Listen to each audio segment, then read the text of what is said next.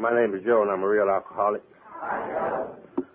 Through God's grace, and because this program works each day in my life, I haven't found it necessary to take a drink of alcohol since March the 10th, 1962. For this, I'm grateful this morning. It is good to be here. I would like to thank the committee for inviting me. As I was driving up yesterday, and I think one of the most rewarding things in Alcoholics Anonymous in my life is to be invited to be part of Alcoholics Anonymous at home. It's great to go many places all over the country, but it's sure good to be invited to be a part of something at home, and I think that's more rewarding than anything that we can do in Alcoholics Anonymous. Because Alcoholics Anonymous is all about what we do in our home, and this is where AA is. They say in the AA talk we'll tell a little bit about what it was like and what happened and what it's like now, and I love these three facets of Alcoholics Anonymous. In my group, they say that a little different. We got a way of saying things. We say what was going on and what went down and what's happening now. I think that these things are fascinating, and I have really never gotten, I hope I never get tired of talking about Alcoholics Anonymous. I love to talk about the miracle of Alcoholics Anonymous. I think this is the most important thing that we need to discuss is what happened, because regardless of where we are or in our sobriety or in life, we can all learn more about that particular phase of Alcoholics Anonymous. What happened in our lives? We get up here for an hour and talk about something we don't know anything about. For many years, I think the real difficulty in my life was I was an alcoholic. And the great problem was that I didn't know I was an alcoholic. Alcoholism is a very unique illness. It's an illness in itself that tells the victim he ain't got it. It's the only illness in the world that tells the victim he ain't got it. In fact, that's the way you can tell who got it. The one that swears he ain't got it, got it.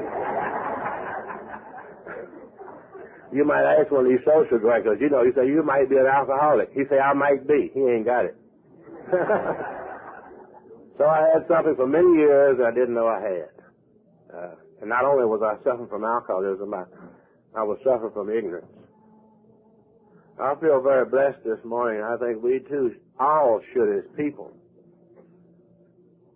That we are blessed because through Alcoholics Anonymous and through Dr. Silkworth, through Bill and through the message that have been handed down, we have been given an opportunity to know that we are alcoholics.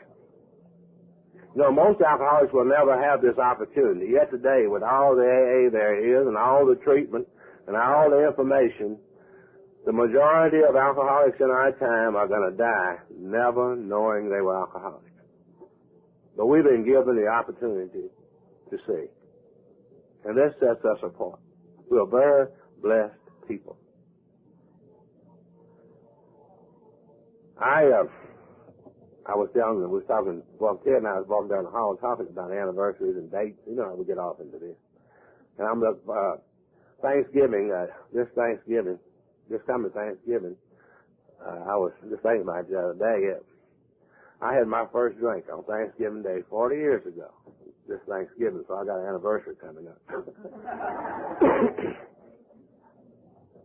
And I had my last drink in March of 1962, so I remember my first drink and my last drink, and I had a lot of things happen in between those two drinks. I guess it was described in the doctor's opinion. And I love the big book. I guess so. My life. The only that I have never read, or can I give a better description of my life than the big book gives. I have read, I cannot come up with nothing better myself that fits the description. My life is in there. And Dr. Silkworth says, that I was restless and irritable and discontent. And I remember the first time, my first drink. I remember the sense of ease and comfort that came at once when I took the first drink of alcohol.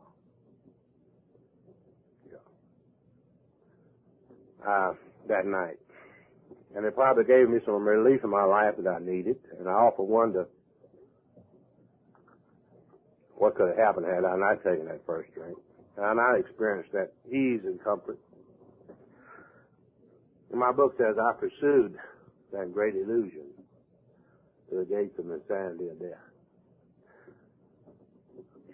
You know, I never could really drink. You know, it's funny how we come around AA for a while, and I first come to the program, somebody said, Joe, how long, someone in the old time was around old 24 Hour Club, said, how long did you have a problem? I said, oh, last 6 months it's been bad. Then I was around sober, 18 months or so, and came up one morning, somebody said, how long did you have a problem, Joe? I said, 3 or 4 years. And finally, after about 4 or 5 years of sobriety, somebody said, Joe, how long did you have a problem? I said, I never could drink. Really, yeah. It's funny how we look at things. The only thing I worked at and got worse. I never, they say practice makes perfect. But the more I drank, the worse it got, And I never could drink, really, from the first drink. And I went through all these experiences, and I'm not going to blow by blow, but I had a lot of things, got married, got divorced. In 4 or 5 years, I was back where I see a lot of alcoholics. I was back at my father's house. We seemed to come home a lot.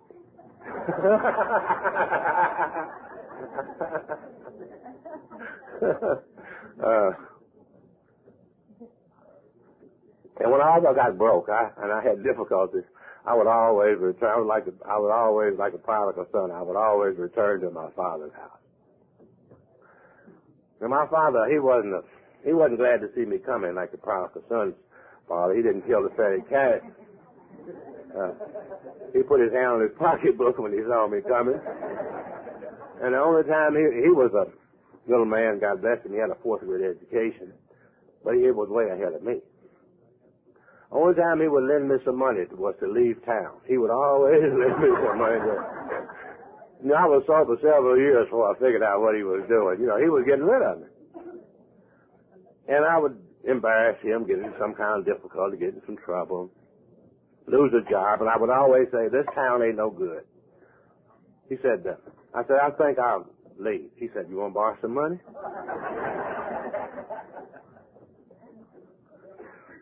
So I hadn't been married and divorced. Never had any, alcohol never gave me any success at all in my life. I'm a very blessed person to be an Alcoholics Anonymous. Because I knew no success in my life before Alcoholics Anonymous, in any phase. I see a lot of people in Alcoholics Anonymous behind these podiums, and I feel sorry for them. They lost a lot. They lost money, they lost businesses, they lost all these great things. I didn't lose nothing from drinking. Drinking didn't never let me get anything. I never did get anything. But so I left, and I would travel back and forth in and out all over Kentucky, and this is what brought me to Arkansas. I feel very blessed. I'm here by choice. Some people were born here, but I love it here. I love Arkansas. I wouldn't go anywhere else in the world. And I go a lot of other places, but there's nothing like it to me. And I feel very blessed today that not only God gave me a new life, but God gave me a purpose for my life. I feel like my work in Little Rock, and that I not only found what my life is all about, I found that what I'm here for. All of us are here for a purpose. God created all of us for a purpose. And the happiest we're going to ever be is when we find out what we're here for and start doing that. And I feel in the later years of my life that I have found the purpose of my alcoholism, the purpose of my sickness, the purpose of my recovery is what I do. And I'm so happy. And I thank God for that. I think my purpose began many years ago. And I saw that God took an interest in my life. And that He brought me to Arkansas and brought me to some people. And I remember when I came to Little Rock that night, it didn't seem like the beginning of a great purpose because I came here broke, like most drunks, and I came into Little Rock at the Greyhound bus station. I met another guy some years ago. He said, we traveled the same route except you was on Greyhound and I was on Trailway. But I came to Little Rock about, I guess, almost 30 years ago, broke and sick. And I had a sister that lived in Arkansas. She come here and went to school, went to college in Little Rock, and at Philander Smith College there, she was going to school. And I hadn't seen her in quite a few years, so when I got in trouble this time, I couldn't go back to see my father. I said, you ought to go see your sister. That's not right. You ought to go visit her. So this is the way I got to Little Rock. They weren't too glad to see me coming either, you know. She was just a struggling, they were a young couple, had a couple of small kids. And she had finished school, and she was getting to teach school. Her husband, they were involved in this little church in Little Rock. And when I got here in Little Rock, I got here that night like most of the drunks still traveled. I had a little drunk suitcase with a necktie tied around one end. I don't know why they make those drunk suitcases. They just put one latch on them, and you have to tie a necktie around. They still make them the same way for drunks. I watch drunks come to the Serenity House every day. They still travel the same way, little cardboard boxes. Back this summer, we had a guy come in the Serenity House, and somebody looked down there and looked at his bag. They said, my God, what in the hell is this? This guy never gets sober. He had alligator luggage. You can't get sober with alligator luggage.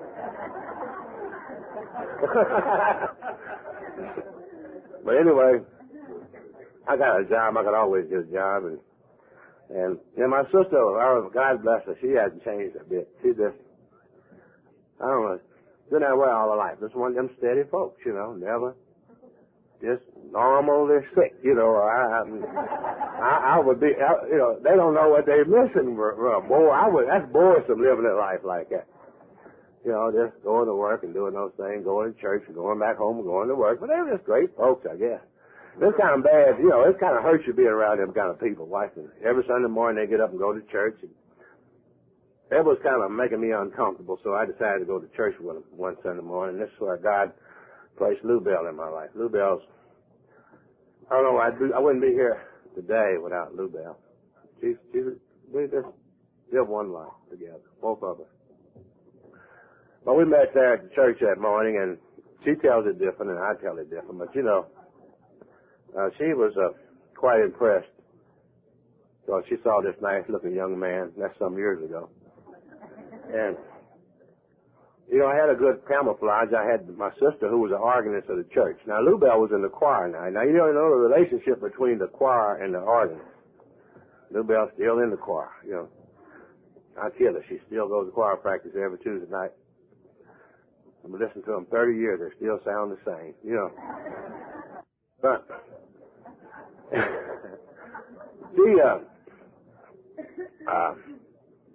my brother-in-law, I was with him, and he was the lay speaker of the church. Today, he's a pastor of one of our largest United Methodist church. So I had a good front. And you know how we alcoholics operate by selling fast conversation to these slow-thinking ladies. I give them my best shot, didn't let her think too long. And we got married very shortly. Now, you have to really understand this. She still hasn't recovered from this. This is one of my best jobs I ever did. Now, Lou Bell had a good job, for a working lady. And she just retired some years ago, and they closed the plant. She gets back at me now because she's not working. And we're enjoying life in that way. I enjoy having her at home, but she worked on that job for 31 years. So she had this little job. She had a brand new car, and she had a little home, a little modest home, the one we still live in today. And I'm still working out this suitcase. And I thoroughly convinced her how she needed me to take care of her. I ain't never topped that, And we got married. And I stocked in a good supply of liquor, right? It was a Christmas. We got married Christmas Eve, so I had to celebrate. I had all planned this and got plenty of liquor and stocked it in to celebrate and the honeymoon. Both of us couldn't take off. She had to go to work, so I had the honeymoon there by myself. I told her I was a go-getter. I took her to work and went and got her. And after 1 week of honeymooning there, I spent my first trip to the old Arkansas State Insane Asylum. You know, I checked in less than a week or 10 days. I was in the hospital, drank myself in the hospital. And that's kind of embarrassing being brand new married and in the nut house, you know.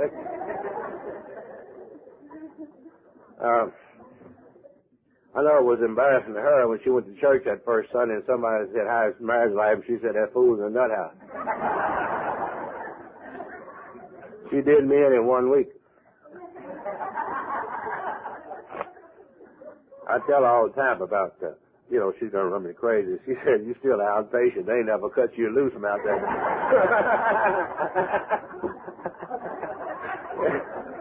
But I was the smartest guy in the nut house. You know, that's a very peculiar thing. I think that's what I'm all about today, because that was a forerunner. That was the only thing that we had in the state of Arkansas for alcoholics. And I think about, you know, how blessed we are today. But I was there 30 days. 30 days. And on my ward, there was not a meeting. No one on the staff, doctors or no one else, mentioned alcoholism to me. They didn't do anything. Kept me locked up for 30 days and let me go. I still didn't know that I had a problem. And the problem I did have, I didn't know anything about it. Continued to drink and went through a lot of changes. And 2 years later, you know, I was sitting on a bar one time and I hardly make a talk without talking about Van. Little Wino was a person who was placed in my life in the bar. These winos were trying to get a drink, and God uses strange people, by the way. And I walked in at 6 o'clock in the morning, and they were trying to get a drink, and I said, "Well, I'll buy." I was a big shot that morning. I had $4. They were trying to get some nickels together to get a pint of wine for 60 cents in those days. And as I bought these winos a drink and began to drink, they wouldn't give the winos the bottle. They'd pour it up in glasses. And this Lucille could really pour this wine. There's a girl named Lucille. I never shall forget her name. And she would set the glasses up and pour them 1, 2, and 3. And when she got through, she was so good at it, the glasses would be level. And of course, there's nothing perfect for alcoholics, you know. After she got through, she was good, but all the winos would get out and check the glasses, you know. And I didn't know what they were doing. And they would finally determine that one glass did have a hair more than the other. And classy people as they were, they would give that to the man who bought. That's class. That's winos are classy people. And as we began to drink, Van said, "Joe, you're a pretty nice guy." I knew that. And he said, "You're a lot different from me and a lot of other people down here on the street." I knew that. But then he said, "Joe, but you're drinking too much." I had a lot of people talk to me about that. But Van was the most effective than anybody I had ever met. Because he rung a bell. Because Van had the problem. The rest of the people didn't have the problem with telling me that. But Van was standing in the middle of one of the biggest problems I ever seen. I remember leaving that bar. I remember the turmoil. It wasn't no big thing, but it began to eat away. 3 or 4 days I left that place, and I was only one of these excursions drinking up there, and I came back to Little Rock. And I didn't know the exact nature of my problem. But this was the beginning. From Van, I knew that my problem was drinking. Now that is not exact enough. But at that time, I thought my problem was drinking. And if your problem is drinking, then the solution would be to quit drinking. That's obvious, if that's the problem. That's what I thought the problem was. So I quit drinking. And I had a little difficulty at it, but I finally quit drinking, and I didn't take a drink for 9 months. But that was not my problem. My problem wasn't quit drinking. My problem was starting. I quit drinking, but I couldn't stop starting. I didn't do anything about that. I just quit drinking. And then about 9 months, I started up again. Finally, after about 6 weeks of drinking, I was sitting on a bar one morning, and I had this 9 months of sobriety, or not drinking, not no sobriety, but I hadn't been drinking. And I took this drinking. In 6 weeks, I was sitting on the bar, sick and broke, and in a lot of trouble in my life. And I had I think, which is one of God's great gifts to alcoholics. I always used to think for many years that I did this. I had something to do with it. But I experienced this moment of truth, which I was not capable of. This point of surrender. And sitting on a bar stool on March 10th, 1962, I gave up on me. And I think that this is a gift from something, because I don't think many alcoholics are capable of that. And I said to myself, as I was sitting on that bar, I just said, I can't go on like this. If there's any other way, I just gave up. Now, I think that our program is all about giving up on ourselves. I don't think we have to find God. After all, God ain't lost. It's just giving up on ourselves. And God comes in when we remove self. And I think that's what happened to me that morning. The next thing, I had some stupid idea about going back to that nut house. And for 2 solid years, whatever, I had sworn when I left there that I would never go back. And this was burned into my mind. And all at once that morning, I said, well, I ought to go back to the hospital. Now, the reason, I guess, most people that do that today with the information we got, they say, well, now that I give up, I'm going to Alcoholics Anonymous to get some help. Well, I didn't know anything about Alcoholics Anonymous. Alcoholics Anonymous was so anonymous in my neighborhood that I didn't know it was that. I mean, we didn't know nothing. We didn't know that. So the only thing that helped we knew was the old nut house. So I went back out there, and I checked in there that morning, and I never was to get that morning. Now, when you go into one of those mental institutions, there's a lot of different people. I see people go into detox and all that. That's great. I love those things. And we need them. Nothing is too good for the alcohol. But back in our days, we didn't. If you went back to this place, see people go back to Benton 3 or 4 times, 27 times. Man, if you went back to this place 3 times, they put you in a nut ward and never let you go no more. You'd have to be crazy to go back there 3 times. Good. That was your diagnosis. He's crazy if he comes back here. Now, you'd have to realize that this was old, had bars on the windows. This was in the old state hospital that they tore down there on Markham Street. The old brick building that was built back in 1800. And most of the people on our ward had been there many, many years. I know one guy had been there 36 years, and he was 36 years old, and he had been there since he was 6. Most of these people had been there many, many years, and most of them, that was their lives. They lived there. This was the only existence they knew. Now, alcoholics would come and go. They didn't really like to help us out there. Like the doctor told me, he said, I don't know why y'all come out here. We got a lot of sick people. We can't help y'all. When you can't get in the nut house, that's bad, They don't want to be bothered with alcoholics. So they had 4 or 5 alcoholics on our ward. And I finally found out, when I first went in there that morning, when you go into a nut house, people don't talk to you. They watch you. Now what happens, all the nuts been there, living there, they see alcoholics come and go and stay 30 days and leave. Now we alcoholics, while we were there, we had visitors. Some of them no one ever visited those people. Their families put them in there and forgot about them and act like they were dead. You know what I mean? So they had no one to care about them. The hospital staff cared nothing about them. And we alcoholics are right there amongst them, and the age is treating us different. And we having company and visitors, and we got special privileges. So the nuts looked at us as the class of the ward. When you asked one of them nuts what he was in there for, he would say, I'm an alcoholic. See? Alcoholism was a status symbol in this institution.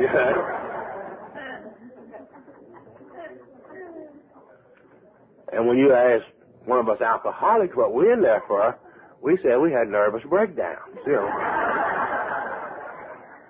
So you couldn't tell who was who in there.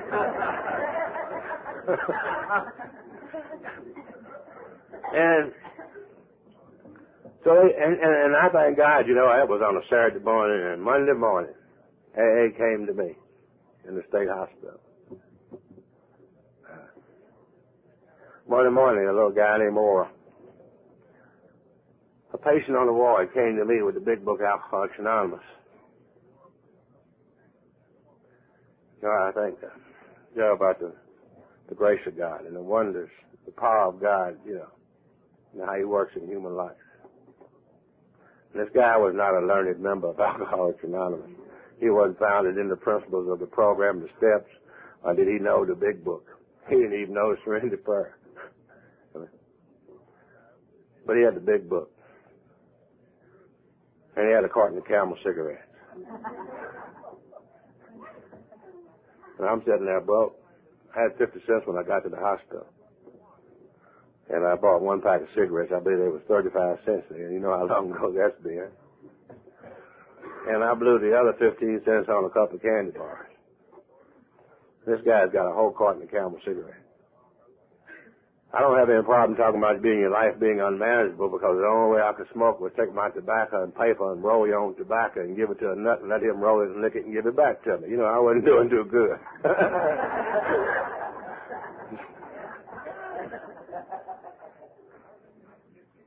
And I love the work of Paul, you know. I think about that. You know, I confide that to my life. He says, God's grace is sufficient. Just enough. Oil was enough. No more. But oil was enough for me. This guy sat down and I used to speak many years, and he started talking to me about Alcoholics Anonymous, but I didn't know nothing about Alcoholics Anonymous. And I thank God, and I think that this is what's so important to me today, that people, you know, a lot of people talk the program of Alcoholics Anonymous. But I think it's very, very important, you know, that we live the program of Alcoholics Anonymous in our daily lives. And I know today that I wouldn't be here if some people hadn't been living the program of Alcoholics Anonymous, because Ora didn't talk to me about Alcoholics Anonymous. He talked to me about these three men from Alcoholics Anonymous that came to our ward. And he just talked incessantly what they said and what they did and what happened to them. And that Wednesday night, he asked me would I go to the AA meeting. So that night, that's been over 24 years ago now, close to 25 years. And I left the back wards of a state hospital because a drunk patient, a little patient, had been nice to me, giving me a cigarette. And he told me that three guys from Alcoholics Anonymous would come, and they would bring 3 packs of cigarettes and lay on the table, and they'll bring a pot of coffee. And he said, will you go to the meeting? And I went out there for a real cigarette, really, and a cup of coffee. And God gave me a brand new life. Gave me a way of living that I never knew existed. And this morning, I know just a little bit about heaven. And all I went for was a cup of coffee and a cigarette. We talk about the grace of God. The grace of God, a gift unwarranted. And I met these 3 guys from Alcoholics Anonymous, and thank God for, he thought enough to send the very best. He didn't send no chumps out there. He sent some real alcoholics, because he knew what I was. I met some real alcoholics. I met Charlie that night that was going to become my sponsor. And this guy got up, you know, when I went out that night, I was real resentful about AA. You know, alcoholics can be resentful about anything. Alcoholics even resent Jesus Christ. I don't know how you do it, but they can be resentful about anything. And I didn't know anything about AA. But immediately I formulated opinion. You know how we alcoholics are. We're fine. Damn bunch of do-gooders. You know, I knew that to me, AA, I formulated the idea that AA was something like a plainclothes Salvation Army. They didn't have uniform, you know, but same thing, you know. A bunch of people meddling in your life, telling you need to do this, like all do-gooders. You know, they got all the information. And I said, if they want to mess with me when I go out there, I'm I'm just going to tell him off. And this guy didn't defend me at all. He got up, and I thought he was going to meddle with me, and the guy talked to R about himself. Boy, Hunky, you know, you can't get mad about that. But then, I wasn't mad. I should have left him alone, but he was standing over there drinking coffee. And you know how it is. That just eats at you. So I slid my way around. He was on the right-hand side of the room. I'll never forget. I kind of worked my way around where he was. And I said, Charles, I hear what you had to say about what you did. But it's like the big book said, make him ask you. I said, but what do you think I should do? And he looked down at me with a big smile, and he said, fella, I don't give a damn what you do. That's your thing.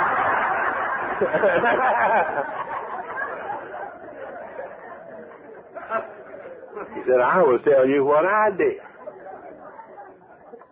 And I think that this is what really turned me on to Alcoholics Anonymous and Charles.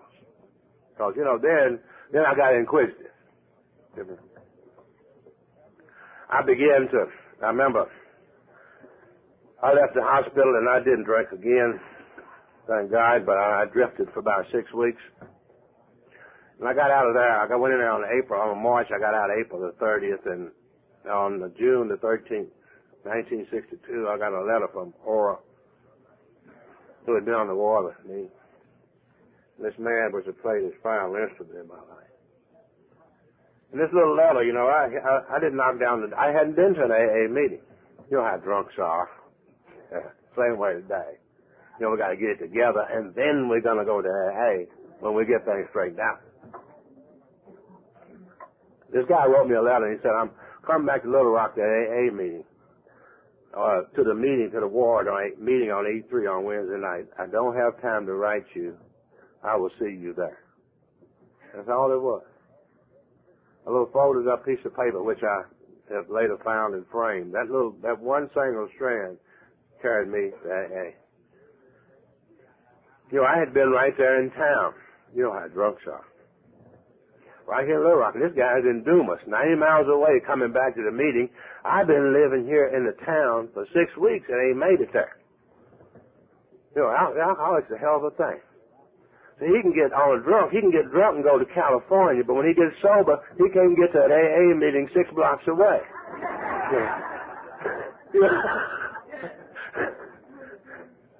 And, you know, so I went, and Ora came at night, and this is where the thing began, I think, in my life. It talked about the fellowship of Alcoholics Anonymous, and my book talks about that we're normally people that should not mix. You know, we come from all walks of life, different social backgrounds, different economic backgrounds, different occupations, even different races. We are a strange bunch of ducks in this room. You know, we are so different. You know, we should never have known each other. Our paths should have never crossed. But among us, there's a fellowship and a friendliness and an understanding that is indescribably wonderful. We're such varied people, but there's something here.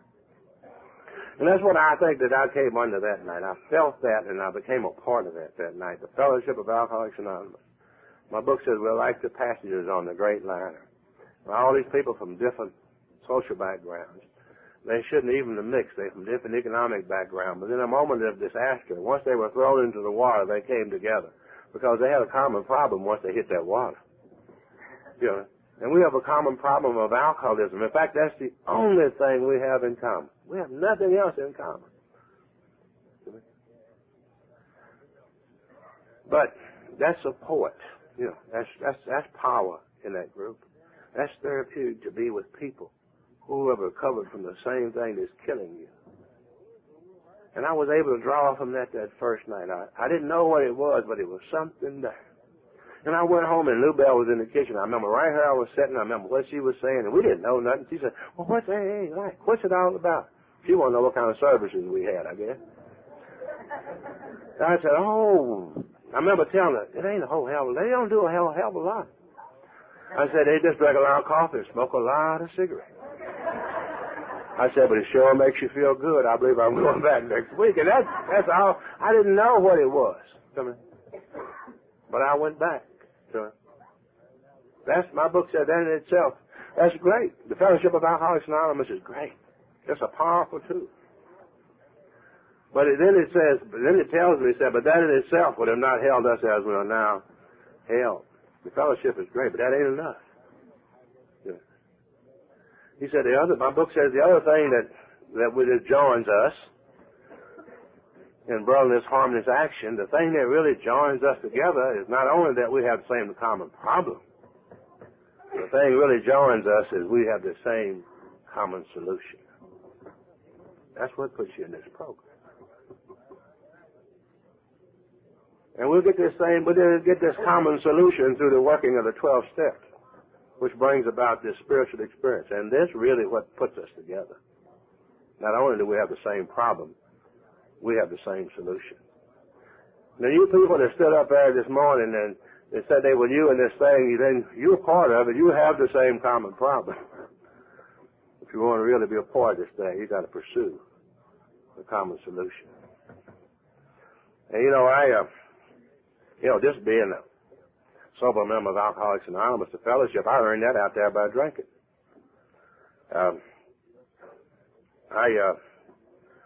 You can't become a sober member of Alcoholics Anonymous just by going to AA meetings.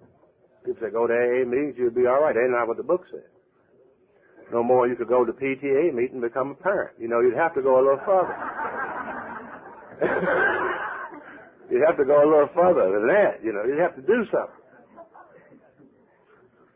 So I again began to pursue this thing called recovery. And I think this was the joy of my life. As I look back on it, not when I was doing it.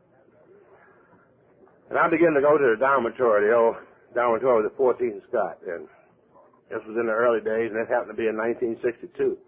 And most of us remember that here in Arkansas in 1962, it wasn't the best time for the first black in AA to be trying that, And we were still going through some changes, and this was the sum of the demonstrations and the set-ins now, and I'll show up in AA, So I had some problems in that area. And people, I remember old Neil, God bless him, his people here remember Neil. And old Neil, I would go to the dormitory in the mornings, and they would allow me to come to the meetings at 7 o'clock in the morning. And I would go to these meetings, and they would tell me, finally one morning, Neil come in and put his arm around me. He said, son, I need to talk to you. I don't know why he called me son. He probably called everybody that, but it felt something special to me. And he said, son, I need to talk to you. He said, I'll get in a lot of trouble. I'll get in a lot of flack about you. And he said, why don't you just come to the meetings in the morning? He said, but when the meeting's over, leave. Don't stand around and don't drink coffee. And just, and you'll be all right. He said, but be here in the morning. Will you be here? I said, yeah. And I knew if I didn't come back that next morning, I was never going to come back. So I was back the next morning. But, this was my experience, and all this was a part of my recovery. And I remember that things changed as the weeks and the months went by early. Usually when I was accepted in the Fellowship of Alcoholics Anonymous. And I remember my first conference at Sumba 24 years ago at the old Marion Hotel. Now I heard them talking about that there were 500 people this was a record. They had 500 people at the state conference in the Marion Hotel in 1962. And I remember I showed up there, and I was the only black person there that morning. I remember how I felt. And I was sitting in that room, and I remember what was going on, and I remember what was going through my head. I said, God, I'd be glad when this is over so I can get the hell out of here. I just felt uncomfortable. And I was sitting in the middle, and the way I was sitting, it was in the middle of the room, and you had to come in this way, so I was just trapped back there. There was the only seats was left. Great friend of mine in Alcoholics Anonymous.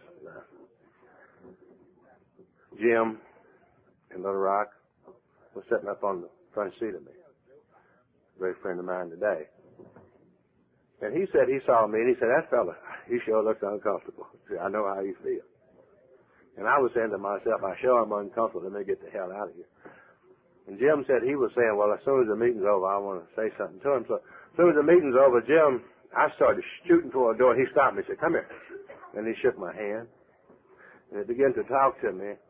And as he did, several other people stopped and started talking to me. And you know how everybody likes to talk to the speaker after the meetings, and so they were all talking to the speaker. And one or two started talking to me, and I guess it must have been at least an hour after that meeting's over. People were still talking to me, and I look up, and even the speaker, he had lost his crowd, and he was waiting to talk to me. You know. And I think that morning in August, that's why I always go. State convention is something special to me personally, because I think this is where it all began for me. I came in really in June, and that was in August of 1962. This is where I became a part of Alcoholics Anonymous. And this is my home. This is my life. I began to pursue this program, and we said the steps I won't be able to go through. But I think the whole thing is, the steps of Alcoholics Anonymous are very simple. I think the problem was me that I was powerless over alcohol. And I think the whole scope of the AA program, Dr. Bob said, just don't forget our simplicity. And I think we have sometimes. We complicate the hell out of this. The problem of alcoholism is that we're powerless. It's quite obvious when that's the case, then the solution is the second step, which is power. And if we are powerless and the solution is power, then the main purpose is how to find this power. And that's what the program of Alcoholics Anonymous, that's what the 10 steps of recovery are all about, is a plan for program of action that enable us to find a power greater than ourselves, which will solve our problems. And I was able, as obvious as I was powerless over alcohol, and it was easy for me to, I had to wrestle with this thing of believing that a power greater than myself could restore me to sanity. But in the fellowship of Alcoholics Anonymous, it was so simple and obvious to me that, all these other people said that this had happened to them, so it was easy for me to believe. I could look at the other members of Alcoholics Anonymous. I could see all these other people. It's almost impossible not to believe. And so I had to take this program, and I remember it says he had to make a decision about all this.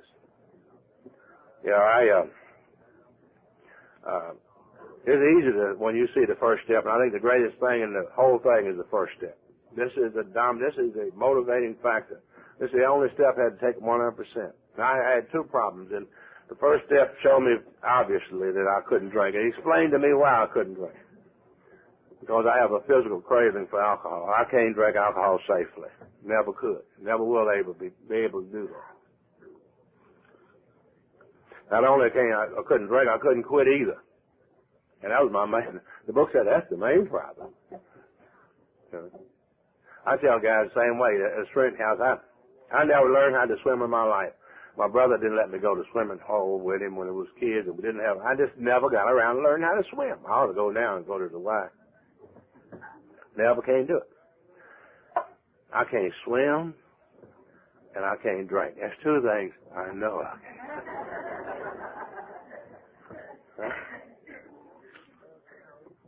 But my swimming problem is a lot my drinking problem. I didn't have an obsession to jump in the pool.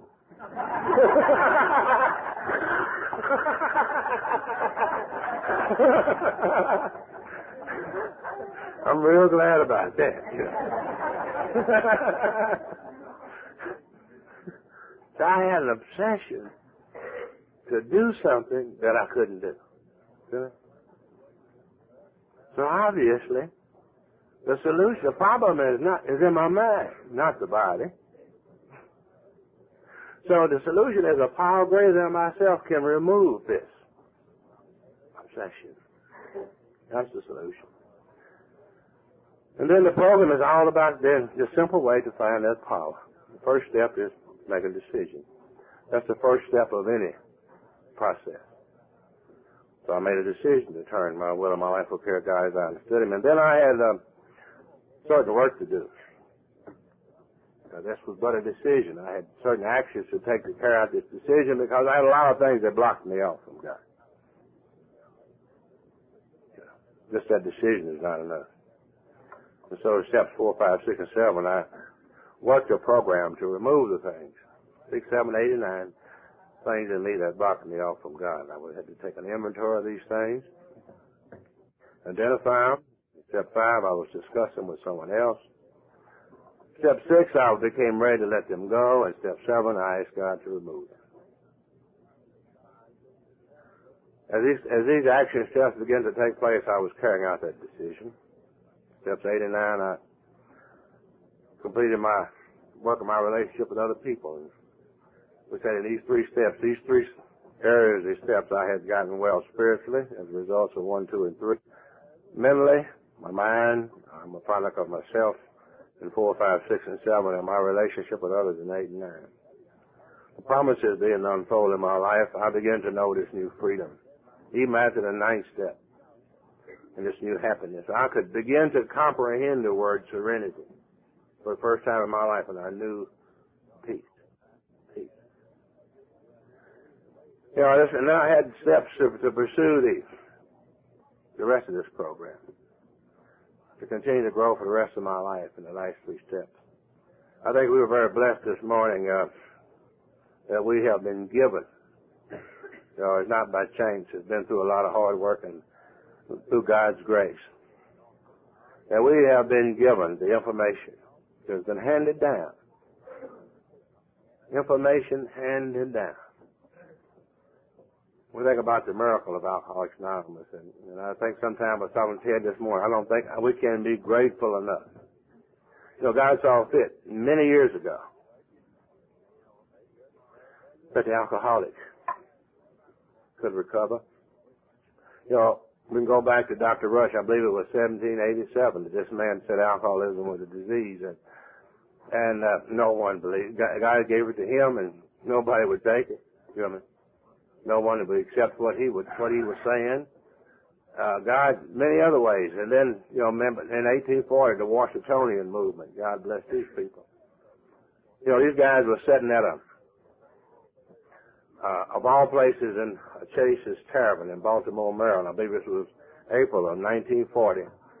Six alcoholics. 6, 8 alcoholics, working people sitting around a tavern drinking. And there was a temperance movement meeting going on down the street, and they had the idea, let's go down there and find what those people are doing. Maybe to have a little fun. And they were so affected by what they heard, they came back and they said, we ought to start a society of non-drinkers.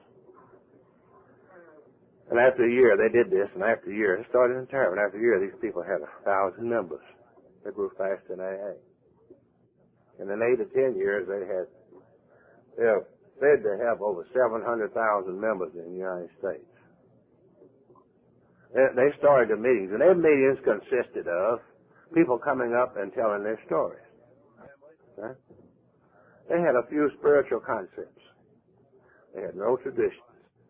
So they got aligned with the wrong things, and they failed. But the main reason they failed, they didn't have a program. Beautiful fellowship. So later on, God saw fit to give this to Bill and Diffel. Later on, this failed. So this time God gave this to the same group of people, the same sort of circumstances. But He gave them a procedure for recovery. He gave them a program. They had spiritual concepts, and also we have a vital thing, and we have traditions to guard us from some of the traps that other people fell in. Then God gave this to Roland H. You know, the solution to Roland H. And Roland brought it to Ebby, and Ebby brought it to Bill in Bill's kitchen, and Bill had received the first step from Dr. Silkworth. And I think how these things were made together. And the miracle of these people recovered. Roland H. trip to see Dr. Carl Jung. And how Roland H. came back and gave this, and heard about Ebby being in trouble. And I heard Bill on a tape recently talking about this situation of Ebby. It seems that Ebby was doing a little driving, and he had run off the road and happened to run into a lady's house. And he really caught it on fire after a while, but it seems that Ebby was quite intoxicated. When he got out of the car, he was in the lady's kitchen, and he said he bowed and said, "Madam, how about a cup of coffee?" You know? The judge took a dim view. He didn't have a sense of humor, and he wanted to put Ebby in the nut house. So this is where Roland met. And through these series of circumstances, all these things came together as God directs us, and they've left us. These things made it in Bill's mind. Bill said, I was only a vessel. You know, the work of Dr. Silkworth, the first step. The second step, the solution, which came from Dr. Carl Jung to Roland, from Roland to Ebby to Bill.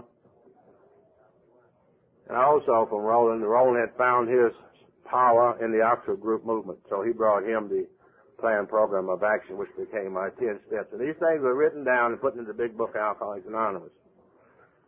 And they've been passed down, handed down to people and down to Charles and handed down to him to me.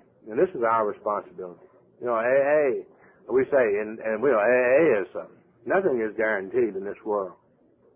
If AA is to preserve in this world and in our community, it's through the program of Alcoholics Anonymous.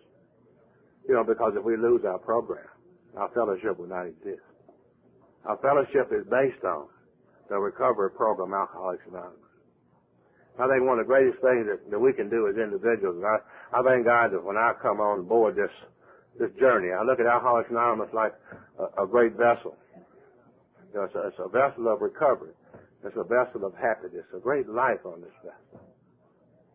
Now think about when I got on this vessel, you know, there was a message here. There was a program here. And if it had not, I would not have found recovery. I think my responsibility and our responsibility, you know, in the voyage of life, as we proceed through this life, that when we leave this vessel, you know, that we will at least find, you know, as much of the message is there when we got off as there were when we got on.